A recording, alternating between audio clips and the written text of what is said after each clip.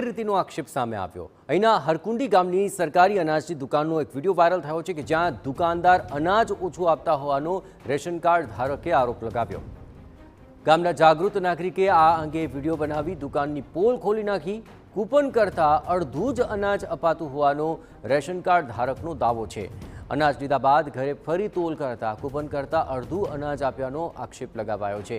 Coupon કરતા ઓછું અનાજ આપતા હોવાના આરોપ સાથે લોકોએ રોષ ઠાલવ્યો હતો। જિલ્લા પુરવઠા અધિકારીએ વાયરલ વિડીયો મામલે યોગ્ય તપાસની ખાતરી આપી છે।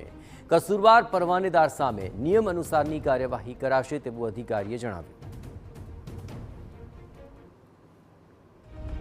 વિડીયોમાં એવું ઓડિયોમાં એવું સંભળાય છે સાથે કે કૂપન છે એના કરતાં ઓછા પ્રમાણમાં અનાજ આપે છે।